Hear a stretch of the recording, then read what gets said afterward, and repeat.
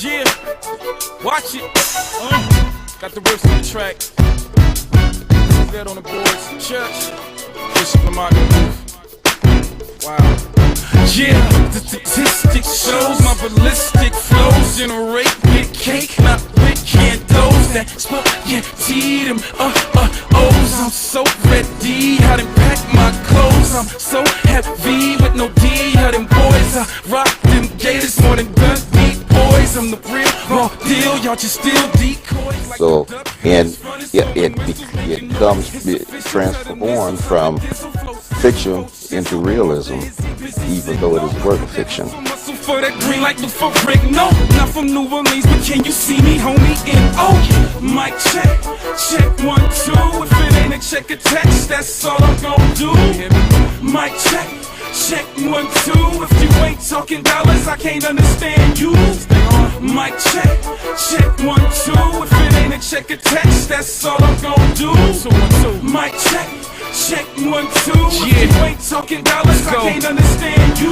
Yeah, look around, left, right, up and down. So in the time before everything starts, the second book kind of gets into the very beginning of it, and then the third book kind of ends up the first phase of what happened. My target audience when I wrote it in my head was basically teenage girls that had read Twilight and were sorry that it was over. From this reason. And they are animals being arsenic. But you're the bus driver. Right. Yeah, there he is. I was like, that's cool. It's like it was made for it. Mic check, check 1, 2. If you ain't talking dollars, I can't understand you. Mic check, check 1, 2. If it ain't a check, a text, that's all I'm gon' do. Mic check, check 1, 2. If you ain't talking dollars, I can't.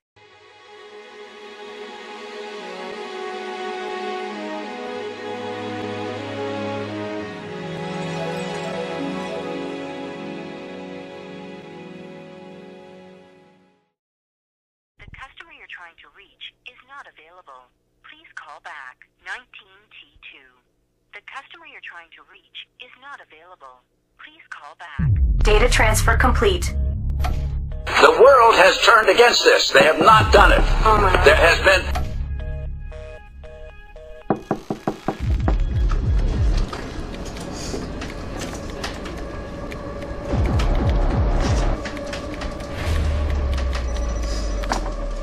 All right.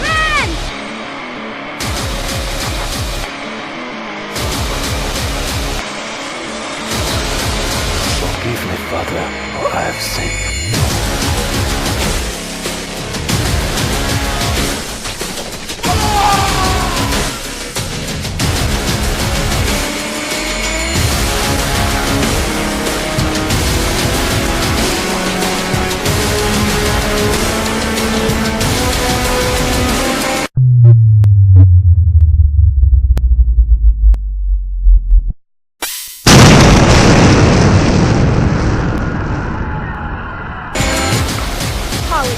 Lay hospitalized in critical condition.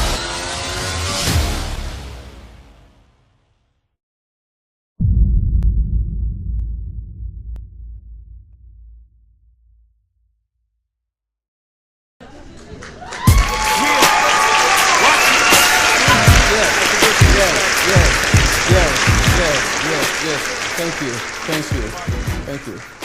Hey, Bob, how's it been going? Good. How about you, Stephen? Doing fine, but today's guest, it's going to be interesting. Oh, yes. Because our today's guest is one individual from the World Trade Center, I believe, when the 9/11, the 9/11 attack thing. Plus, our guest today, he's a poet and a writer. But not only is he a poet and a writer, but he is also an actor. Yes. Okay. Which is cool. Oh yes. Yeah, bringing it out there for him. So to let you know, his name is Anthony Mondal, and I hope I'm saying that, Anthony Mondal. Yes, Anthony Mondal. And you can find him on Twitter. As a matter of fact, his book. Let's do it this way. His book is titled "A Burst of sunrise? Sunshine. After all that, I've been thinking about sun. And everybody look at the burst of sunshine. I'm sorry, burst of sunshine. But you know what? Nevertheless, thank you. A burst of sunshine. But nevertheless, he is very, very dynamic. He's very versatile. And you know what? I want you to enjoy yourself. So, without further ado, let's get this party started. How about that? Unless you got anything to say about the political arena. Not yet. Not yet. Yep. Okay, we'll get to that. Right. So anyway, and he's been an actor. One more thing, he's also he was an actor on the movie Sabrina as a waiter. All right. Yes. All right. So come on, let's get this party started, and I'll see you back in a few minutes.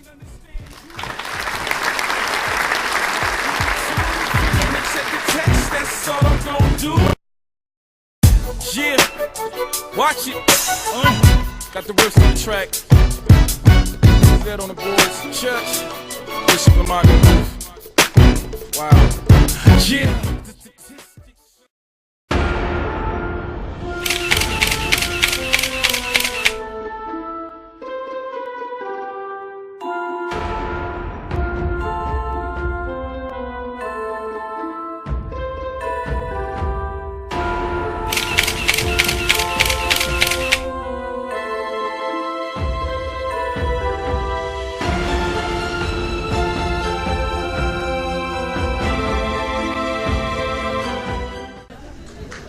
Yes, welcome back. Matter of fact, without further ado, I want to introduce a good friend of mine, Anthony Mondal. Yes, come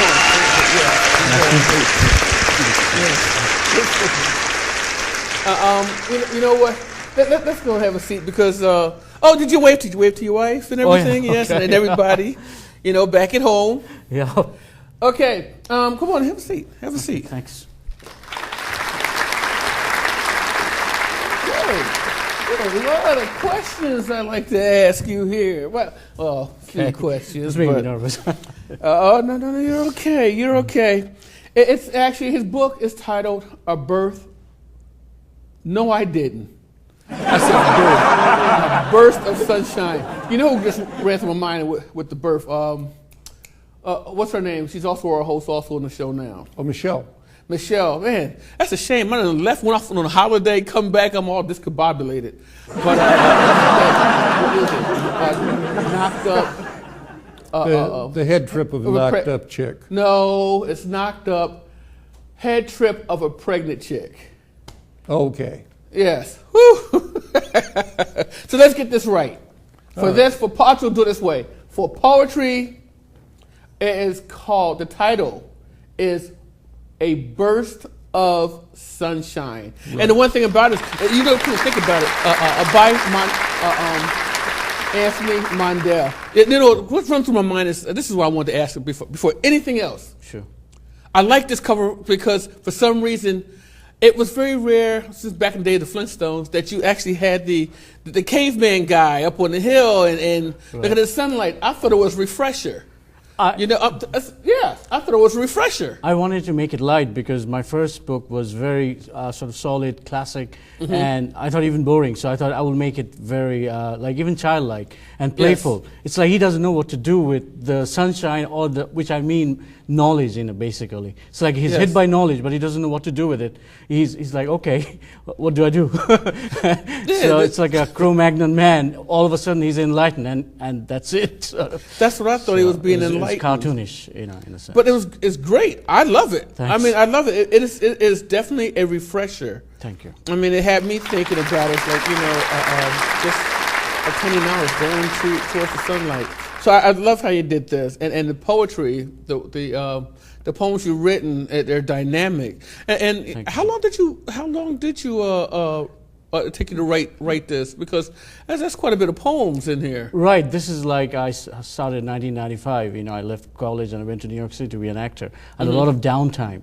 So thank God, poetry came, and I even say that it saved my soul in a sense as an artist. So basically, I started writing. One morning I woke up and I knew I was going to write. As soon as I got to my part-time job, I had a piece of paper and pen. It was a receptionist job, and it was a Sunday, so not a lot of people. I started writing. I wrote Dilemma of Life, the first poem, and I wrote something about childhood and something about time, and I showed it to somebody who was there, who was like a teacher, who used to be a school teacher, and he said, "Wow, it's quite philosophical, really good and deep." So from that point onward, I've never stopped writing wise, in a sense, and and thank God it was there, in a sense. I think it has kept my sanity intact. That's all. Pretty good,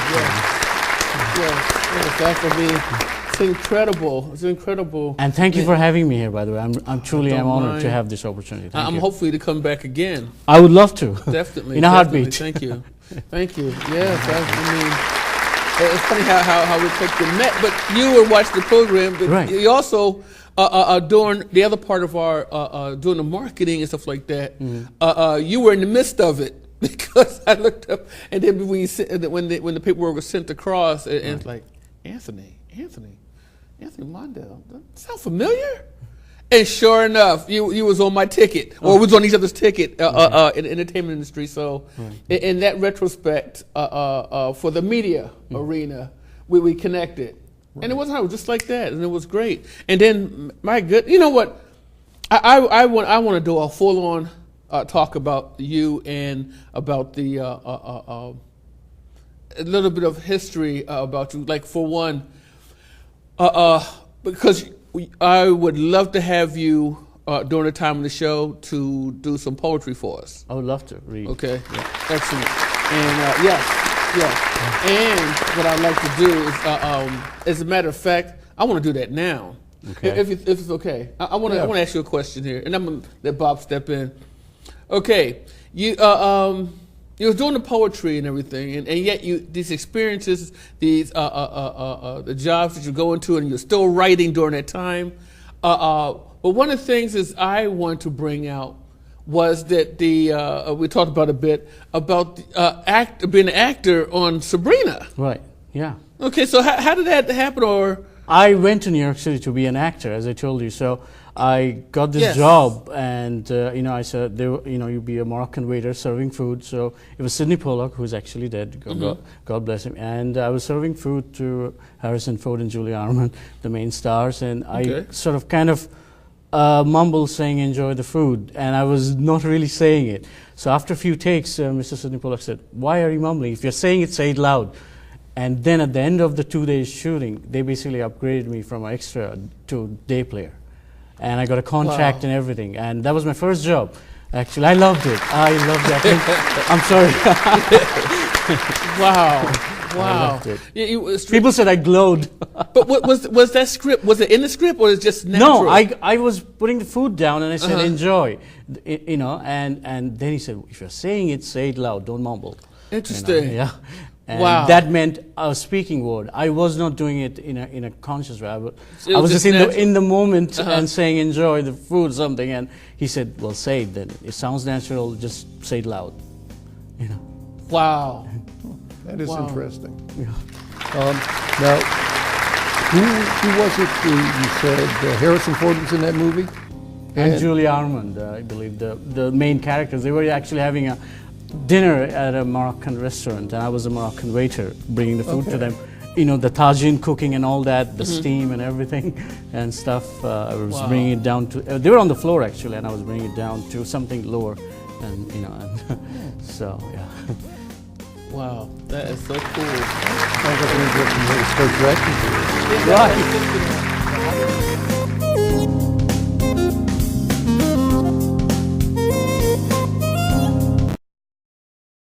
Yeah, watch it. Got the riffs on the track. That on the boards. Church. Bishop Lamont. Wow. Yeah. Are you sure I can't get you anything? Cafe au lait, snails, French fries. Theater tickets? Theater tickets? I thought I'd take my first step towards what is all that French stuff? A good life, knowing when to quit. Maybe it's a bad idea.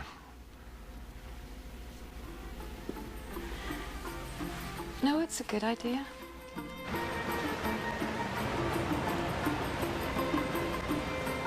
It was my favorite.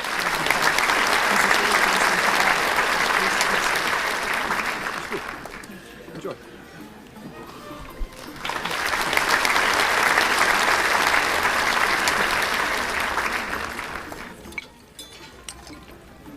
Oh, it's really so much better if you eat with your hands. Do you mind? No. Ow. Not since I made that contribution in. What are you, burn unit?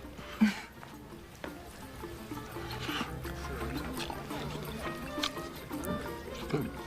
Very good.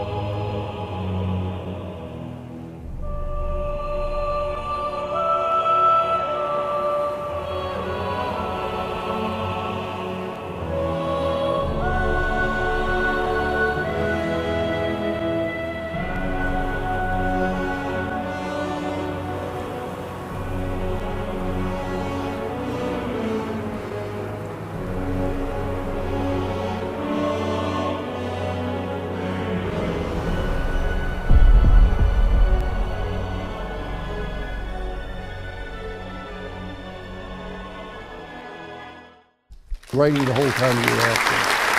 No, as I said, I had a lot of downtime. You know, you get like 3 auditions in a day, in a week. So, you know, I would like have so much downtime, and I would have my part-time job.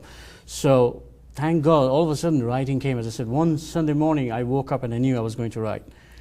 And as soon as I got to like a desk job, which was like a receptionist, and boom, you know, it's like my whole body, my whole being conspired to write. And I wrote 3 poems in like 45 minutes to 50 minutes. I kind of timed, in a sense, after I've done it. And I talked to somebody, and they said, "Oh, you know, this is really good." And I also knew it intuitively that it was good.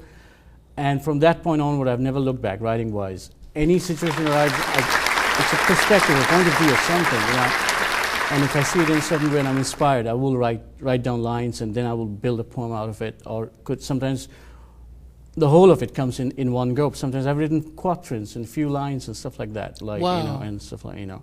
So like, you know, so just, you know, and there were times I was writing 5 poems a month. You know, it was the winter months in New York. It was harsh, no acting job, just you know, being a writer, actor, and you know, bumming around. So I just wrote, and it gave me sense of a being. I think it helped me. Without that, I think I would feel even worse, because if I was just doing the acting and I wasn't going anywhere, and I still haven't in a sense, so I would feel worse. So I think the writing kind of gave me my dignity back. Like making you whole. Made me exactly. Yeah. Gave me some sort of purpose in you know, that was my purpose in a way. I do believe that eventually it's like I had it in me. I think New York sort of liberated that in me, in a sense, because of all that situation, time, and at the right time, it just poured out of me. What inspired you to write the poetry? Had you read a lot of poetry previous to that? Not at all. Actually, I'm a very prose reader. In academic sense, when I used to have to read poetry, I was like, oh my God, you know. So it was only after I'd sort of found my voice and written about 30 or 40 poems, I decided I want to find out what other poets wrote about and all these things. And I automatically went to Shelley and Keats and a lot of American poets too, Walt Whitman, Allen Ginsberg, all of them, Jack Kerouac, you know, and stuff. Wow. And so I just sort of, you know, but I did find my voice in New York, and as I was telling you, I think it was in there. It was just all of a sudden at that point it got liberated, and it came out, you know, sort of poured out through me. I even call them like my son, they're my children. You know, yes. I'm the father. They're my children. Yes. I think they're yes. The book is our children, our babies. They are our babies. product of And a you got the mind and poems. imagination and heart and soul. Yeah, I'm into that. Hey, you know what? I want to. I want to break the ice for everybody, but if you don't mind, I just want to read the back part. Absolutely. For you. Sure. Or Bob, did you want to read it? Which one? The back. The back. I blurb. guess the opening. One of the things is I'll do it. I'll do it. Unless you look, I'm Are you asking talking Bob. about the back cover? Yes, the back cover. Sure. A Burst of Sunshine, Anthony Mondal. Anthony Mondal is a modern poet and writer. He considers himself simply as an artist beyond the confines of nationality and religion. He published his first book of poems under a different name. The collection of poems was entitled Dialogues with Myself. He lived in New York City for almost 10 years, where he pursued acting and songwriting. He has appeared in the film Sabrina and the TV show Strangers with Candy. He received a BA from Calvin College in geology in 1995. He worked in World Trade Center Building 1 in 2001. Currently, he is working on an existential novel tentatively named In Search Of, and other writing projects. He also has worked upon a number of poetry videos while living in London, UK, Wake Up Call, and The Blessed Rain, which is currently on YouTube. The writer currently appears on the Storm Books website based in UK.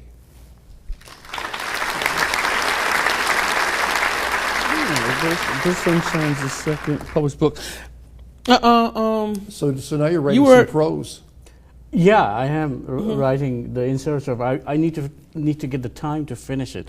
My part-time jobs and everything is sort of taking it all, consuming so much that I cannot give undivided attention that it needs to write a really good work. And I feel I would need compromise if I don't get the time. So I've been looking for that break so that I could actually go on writing and finish that, and it's 1/3 finished actually, and I have a very good idea where it's going in a sense, and all these ideas I write it down, jot it down in my journal and stuff.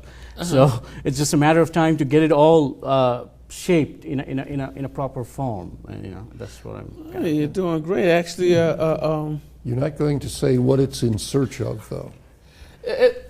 That is the thing. Whether it's pursuit of happiness, pursuit of journey, pursuit of wealth, it's objective to different people. Subjective to different people. So what is my journey? It could be something somebody else is not at all. So hopefully it's it's also the anxiety of an artist in a 9-to-5 world, and how he feels continuously pressured to work and not give enough attention to his arts, which is his main muse. So it's a lot about that, and also his perspective of what he sees, and it's a record of my thoughts, my point of view, perspective, and my journey, and hopefully it's coming from a sincere heart, and hopefully it reaches out to sincere human hearts. That's my. Small church service one time. The person speaking, the lector, said that everyone is searching for happiness, and he listed that as a problem, and I didn't say anything about it at that point. I had thought that wasn't quite right. What occurred to me is what he should have said is one of the big problems in life is everyone is searching for happiness through physical pleasure instead of through making themselves more physically fit, enhancing their minds, getting a closer relationship with the Almighty, getting a closer relationship with their spouses. If the only way you're searching for happiness is through physical pleasure, then you're probably not going to find it. If you find it through another avenue, then you may have lasting happiness. Right. I think creativity can give you that happiness, actually. Yes. That's how I feel. Creativity is very close to all human hearts. In 60s, they used to say, if your heart beats, you have the cosmic rhythm. So everybody is an artist. Everybody is born artist. You know, it's just that it's like somebody says, you were born a child, and the childlikeness is gone because the adult world takes over. You know, and it brings all these responsibilities and everything, and we stop being the child. And then the whole, then you have to make money and live and survive. So everything goes out the door. The creativity goes out the door, and and that's, I think, the problem. I believe happiness can come from creativity and a fulfilling life. I guess I'm looking for a fulfilling life through arts, through my field. I agree with what you're saying. And I think there's one other aspect to it that a lot of people don't talk about, and that is Jesus defined the golden rule as do unto others as you would have them do unto you. Well, the people who are most successful and happiest in business have followed that rule. Steve Jobs, who was extremely successful, followed that rule to the T. He paid his people well, he treated them very well, he gave his customers good product, he treated his vendors very well, everybody loved him, and he made a fortune. And he was very happy doing what he did. I think every human being has a different passion. That is the thing. Not everybody fits the same category. What is good for Steve Jobs is different for a rock star or an actor or a writer. Yeah. So we all have like unique individuals with unique passions and drives. Well, I agree with that. What I meant though is doing it the way he did, following the golden rule, made him happy in what he was doing. Yes. If you're treating everybody right, and you're pursuing your passion in life, you ought to be happy. Yes, but one of the things about what you're saying is also the fact that the writing, something that's missing, no matter what you do, even if you're treating everybody right and you're doing all the things for the bells and whistles, for to be able to smile. Right. When as you have that gift of creativity, if it's not exercised, you won't be happy. It'll still be a void. If you have that gift, yes. Yes, no matter what you do, it's another part, essential part of our inner selves that we have to get it out. And once we get it out on paper or on a canvas, I even consider a book like a canvas. Right. It's like painting. Artistry. Once you get that out, then you feel good about yourself. And it's not just trying to make have others feel good about themselves or feel good about a person being as the individual, but the person as an individual has to feel good about themselves. I agree, and the creativity comes in many forms. For Steve Jobs, it was creating a better product. For Anthony, it's writing poetry, writing prose, and then that's the other things. That's the similarity. Somebody could build a boat and he would be very happy. It doesn't yes. always have to be just simply writing or acting or theater. Oh, it yeah, has so many ways of various ways. I know people who are happy just being a cook and love it. And so much passion for it and stuff like that. Yes. So everybody has a different feel for things. Yes, but that part takes away from the. I understand that pushing out the positivity. To like you said was how Steve Jobs did it. Right. That is right in a sense, but that's also part of his. Is other part of that creativity? Actually that's not creativity. That's more of a necessity of a marketing necessity in order, or financial wise, in order to be able to prosper. Right. You have to put something out there positive in order to get positive financial feedback. No, but I was talking about the part where he helped create, design. That computer. That part on the design part, that's the part that we're talking about. That's the creativity. Right. That's a separate situation from. It's like saying, if you sow good, you reap good. If you sow bad, you reap bad. Right. But here it's not in that category, and here's it's separate from the. If you sow this or sow that. Writing. Tell you the truth, actually, different. We could say this. You ever say they say like they say sowing a seed. Okay, let's think about the seed. I'm thinking for the moment. It's kind of a little crazy, but it's kind of cool though. All right, we talk about sowing out, right? Sowing a seed. Could we sow it to ourselves? Because one of the things about creativity, think about it. if you hold back from what you have, your gifts, Right. like even biblically says your gifts will make room for you. Right. But if you hold it back, even biblically says that they'll take it away to give somebody else, and it could be somebody else way across the other side of the world. Right. The whole point is that you have a gift, something that has been sown into you, Right. and you don't bring it out, or not even to bring it out to somebody else. Your own internal, not physical, internal. Your soul will mental die. pleasure. Yes. It will Basically, suffocate and you have a suffocate. That's spiritual what I'm getting at. suicide, in a sense. Yes. Yeah, it will be like a spiritual suicide. Because, it just, the book is what gives me validity as an author. And Yeah. it's out there. Now, I understand it's not loved by everybody, but that's okay. I have put it out there. I don't know how we got this far. Right, exactly. So it's seed to creativity. And I'm trying to live with a purpose and joy and conviction through the book, actually, through my art. You're living with some sort of purpose, joy, and conviction, and trying to spread that joy and creativity to other people, hopefully. Now, if you write something in the book, it's so something bad, it's like, what the? Then you have another reaping when it comes back. But other than that, but other than that, when your book, they say when you write something, the first person supposed to be happy and content is yourself. Right. Then others would love When it. I wrote 10 poems, I have this feeling I could die now, but I've given 10 poems to the world. Though I know the world didn't know anything about me. Yeah. But I wrote those 10 poems, I felt, okay, I've given 10 poems to the world, I can die happy now. But I didn't die, I'm still here. Still struggling. Poems right here, right? Oh, yeah. Okay, he's still alive, there's still poems in Still here. kicking. And you still enjoy it, and you still keep on writing. I hope so.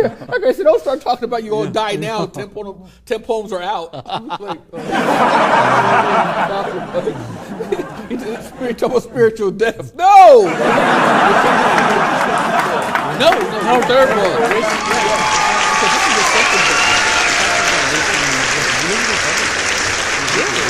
It's a compilation of all. Yeah, watch it. Got the words on the track. That on the boards. Church. Bishop Lamont. Wow. Yeah.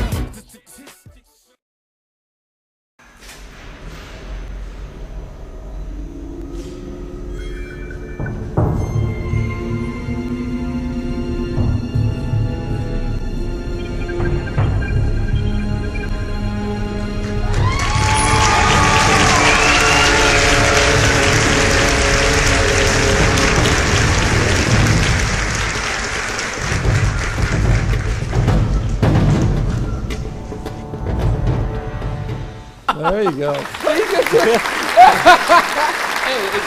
you know what? I'll be honored. So I'm just going to say that, to the public and everything. It's an open door.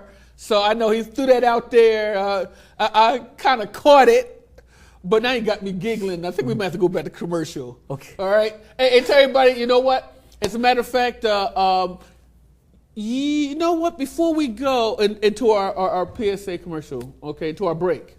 Would you like to read a poem for us? I would love to, if you have anything in mind. Gregory said, do you want to read 1 out to 10?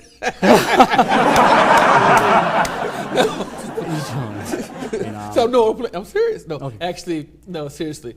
We'd be honored. What do you think? Yeah, that'd be great. Do you have any particular request, or you want me to just read them? No, they're good. They're good. They got me teary-eyed over here.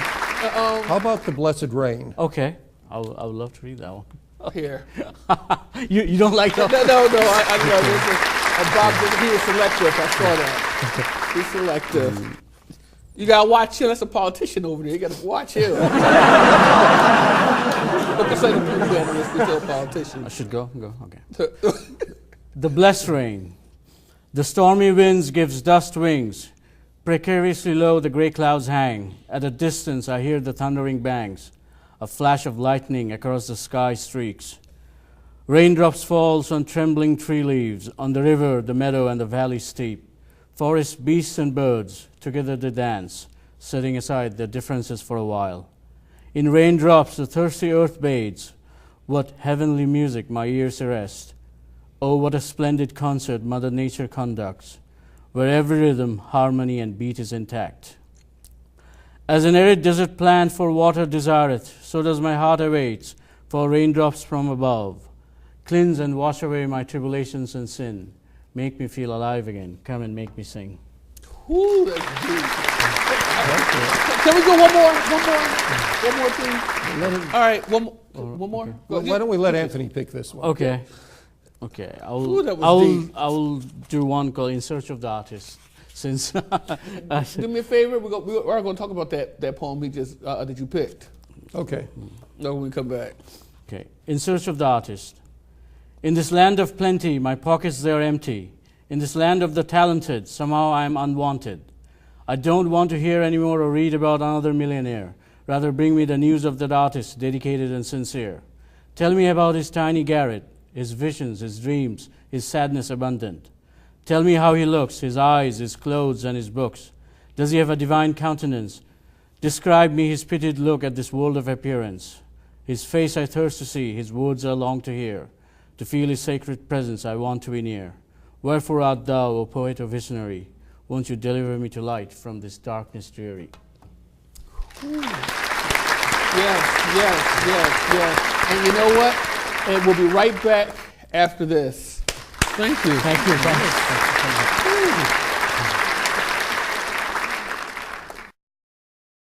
Yeah, watch it. Got the words on the track. That on the boards. Church. Bishop Lamont. Wow. Yeah.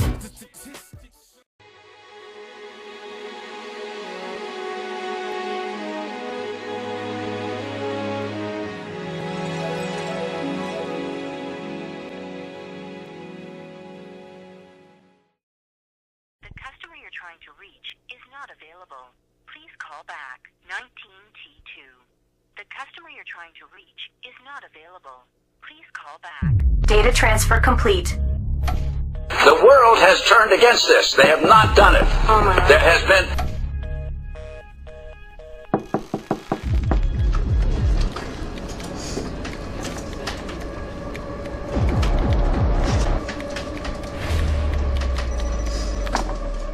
All right.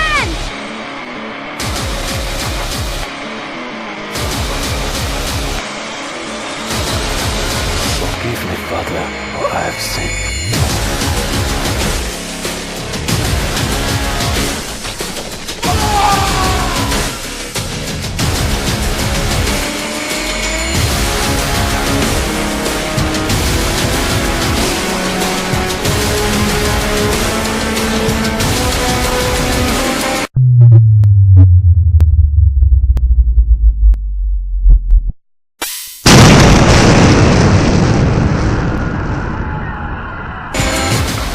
College student lay hospitalized in critical condition.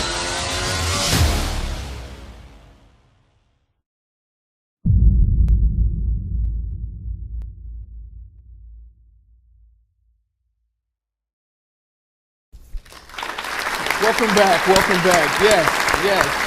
Yes. Wow, that was deep. Bob, you picked a certain poem. What was that? The Blessed Rain. The Blessed Rain. And I think since you picked it, I'll get to ask the question. Okay. Tell me, how did you end up writing that? I mean, it was very powerful. It was deep. It was more personal. It seemed more personal. I don't know, every time I see rain or hear it, it's like I sort of see the earth bathing in it. You know, it's like all the dust and accumulations sort of cleansed away. So I think whatever I was feeling, I think I projected that on the rain, and it turned out to be. I love the noise. First of all, it's all in the mind and sound. The drops and everything. Yes. And it washes away, and it just makes everything so new and beautiful. And it's like the earth is ready to go to the second round, third round. How many rounds it has to go? Keep fighting. It just brings freshness again to the world. Plants grow, and trees look fresh. Everything is new again. It's like, I was telling somebody, we don't need to look at miracles in a big way. Every day, the vegetables, the plants growing and all that is miracle itself. Every day in front of our eyes. we eat that food and it goes into our body and soul and everything, and it nourishes us. So I don't think we have the rest of people think these is food grows in supermarket, but actually it grows in through rain and all that. Yes. Rain and water is so important to our whole sort of being and life. So I think that's what I was trying to connect with, in the sense of water being rain life. Is blessed. Yes, it's life. Yeah, water okay. being life. Excellent. Excellent. That is interesting what he said. And now, according to the Bible, the first rainbow appeared after the Great Flood, which some people believe means the earth was surrounded by a water canopy before the Great Flood, which was why the lifespan was so long. Well, technically, the earth was supposed to be, that before what we have now, that all the countries were broke apart. It was only one mass. Right, Gondwana land, right. Yes. And then all these land masses, that's what I learned in geology, they started separating. The one in, and now they have taken this modern shape. But these are tectonic shifts. And even they said the Himalayas was actually underneath the ocean. And it rose and rose and rose. It's mind-boggling, actually. That it is. That is the highest mountain now and all that. Yeah, so we kind of confirmed, about the biblical aspects of things, that actually the things did occur during the time period. And if we were surrounded by a rain canopy, it would be like living in a metabolic chamber. The oxygen would be so dense, you would probably live about 10 times as long as you do, which is how earliest man's lifespan was supposed to be. With dense oxygen? Mm-hmm. We would live longer? Oh, yes. Well, I'll tell you what, you hold that thought. I get some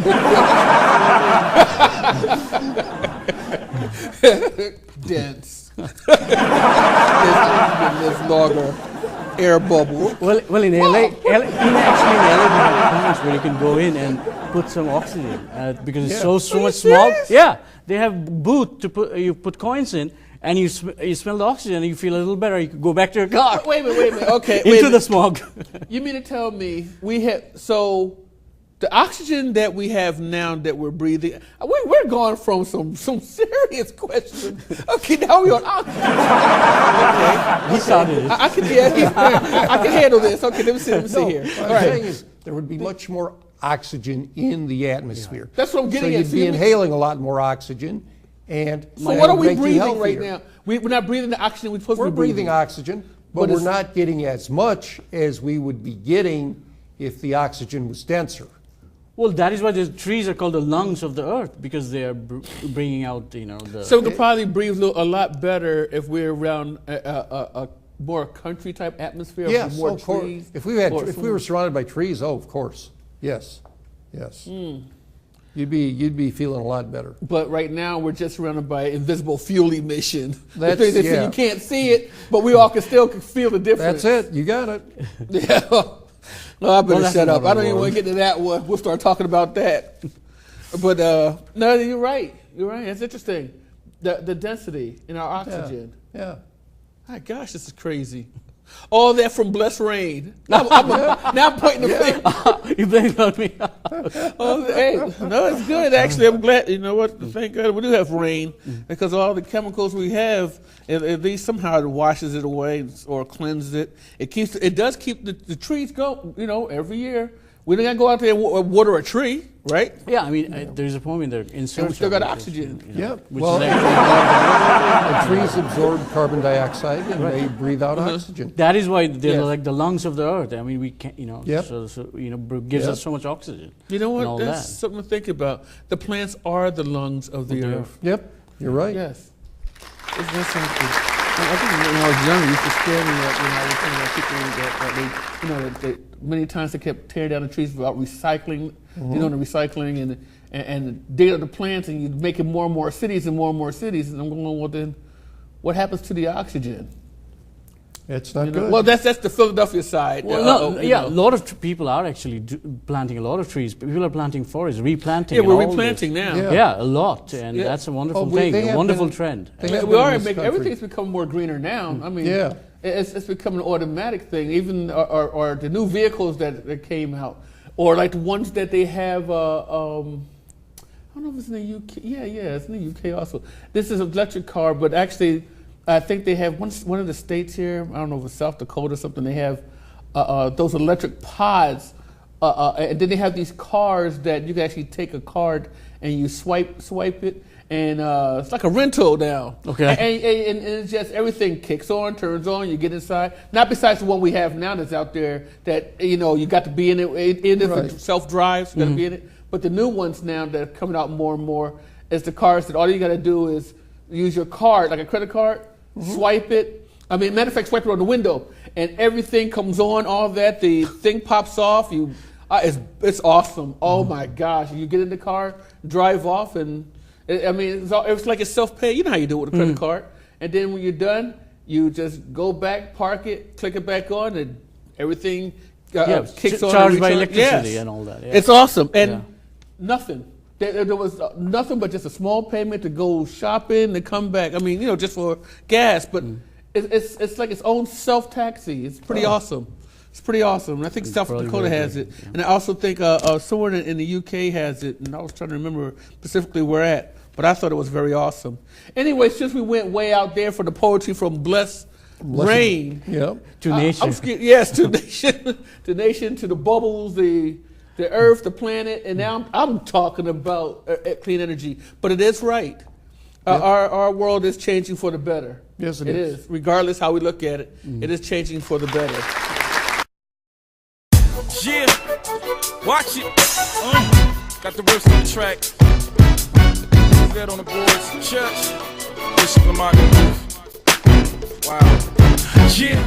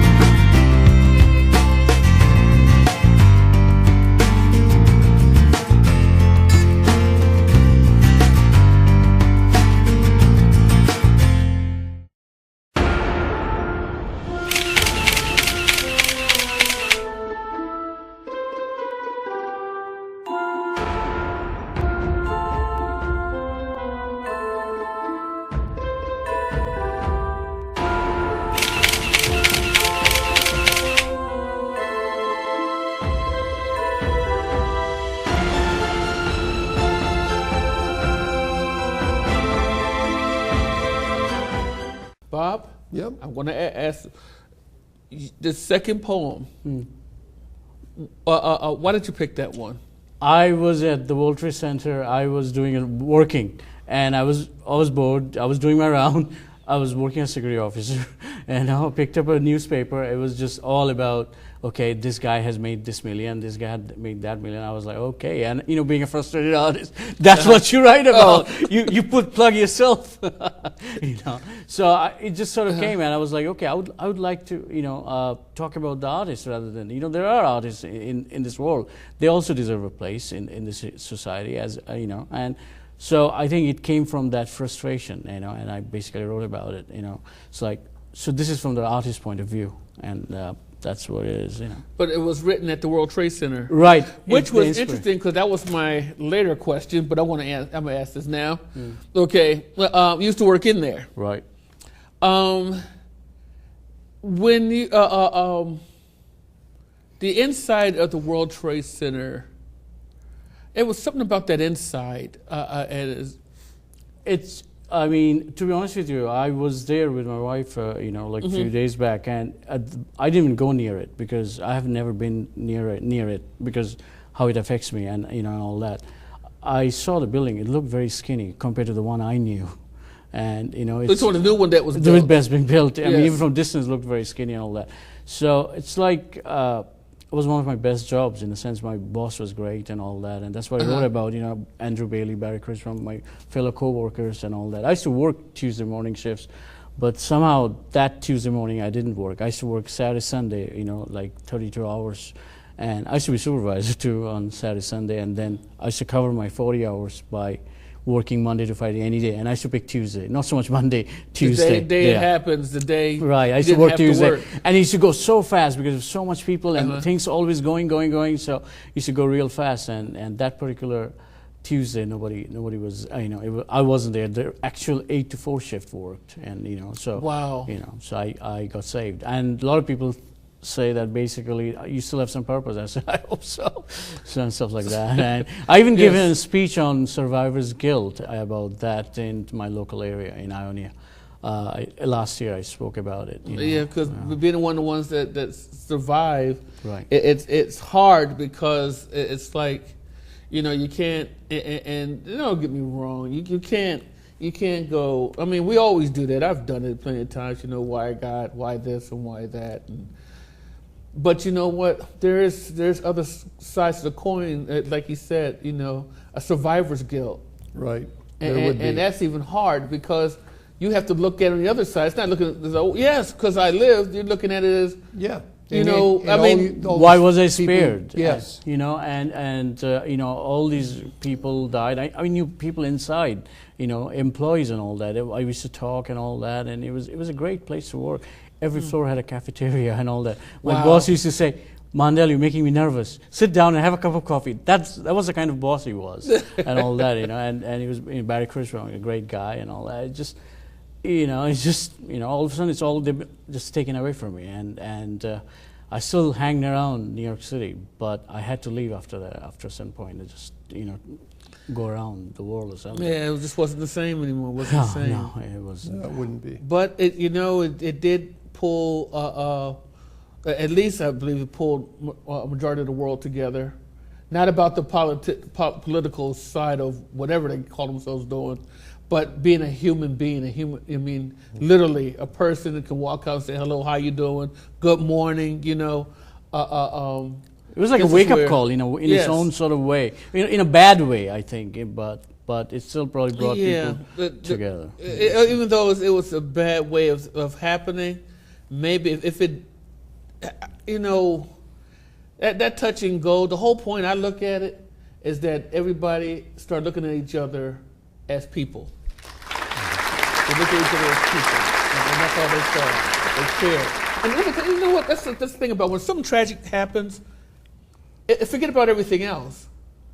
The word care kicks it brings in. out our human side. The human much side, stronger. yes. Yeah, it does bring our human side. It brings out the human stronger. side. But it's sad that if we need a tragedy to bring our human side. Yeah, that's the sad part about it. I mean, we should have it on an almost normal basis, but it's very hard in a modern world sometimes. Yes.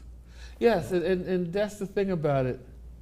Does it always have to be tragedy for us to come together as a whole? Right. It doesn't make any sense. Well, no. We have more in common than we have in difference as human beings. Mm-hmm. We have way more in commonality, but the thing is, the differences are highlighted and magnified and put in front all the time. So you feel like, oh my God, so he's that is this is that. So all of these divisions are, it just goes overwhelming at times, to be honest with you, and it cuts into our whole human life and being human and takes away from that.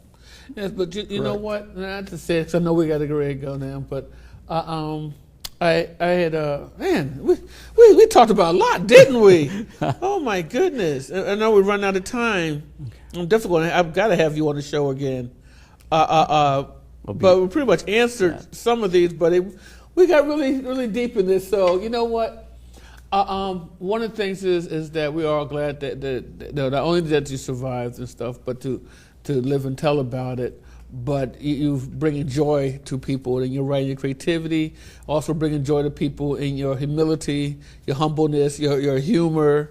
Thanks. That's blessed, and that's what we look at. Okay, now see, that's sowing the seed all the way around, internally and externally, that you're sharing something about yourself from your heart. Right. That's the truest form to even do that.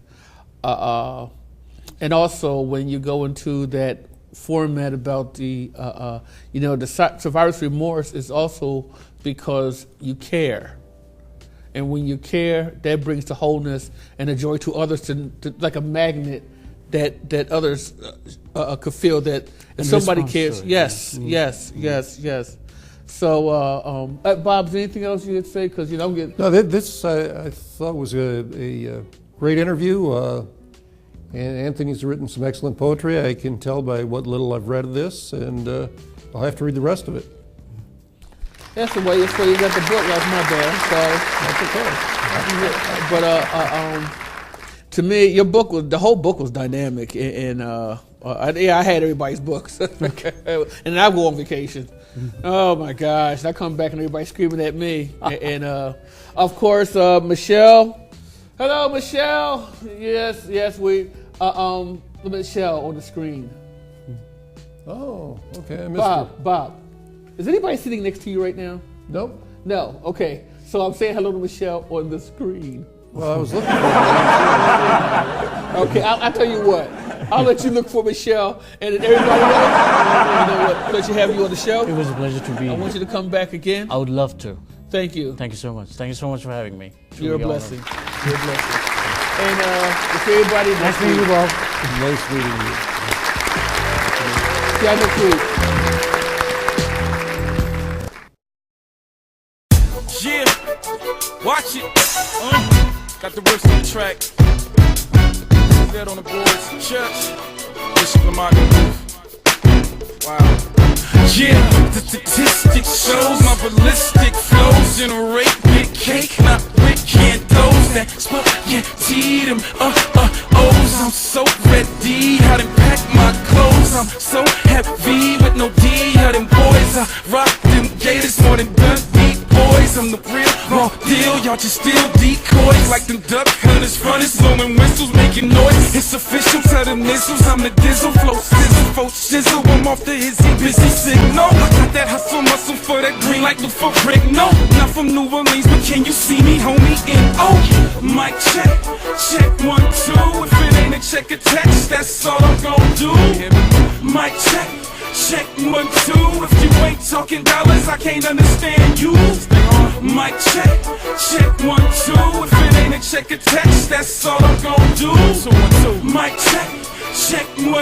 If you ain't talking dollars, I can't understand you. Yeah, look around, left, right, up and down. Ain't nobody like me.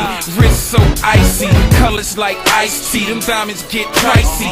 Got rich now, everybody so nice to me. I'm a whiz kid, Doogie Howser. Just like the game, snatch your dame, I'm Bowser. Spit hot flames, stay sagging in my trousers. Even on church day, the preacher like no way. And Miss Jenkins like, Lord, take them demons away. In my headphones, Jesus walks by Kanye. Macking to a chickie, trying to get some kissy kissy. You can nibble on my neck, but no hickey. Mic check, check 1, 2. If it ain't a check attached, that's all I'm gon' do. Mic check, check 1, 2. If you ain't talking dollars, I can't understand you. Mic check, check 1, 2. If it ain't a check attached, that's all I'm gon' do. Mic check, check 1, 2. If you ain't talking dollars, I can't understand you. Baby, I'm the bomb diggy. Girls be begging for another chance like I'm Biggie. I run the city, call me P. Diddy. My life's Whoopi Goldberg, it ain't nothing pretty. It's been a long time coming, this ain't happened quickly. Overnight, try more like over and over into the morning light. Steady trying to get it right.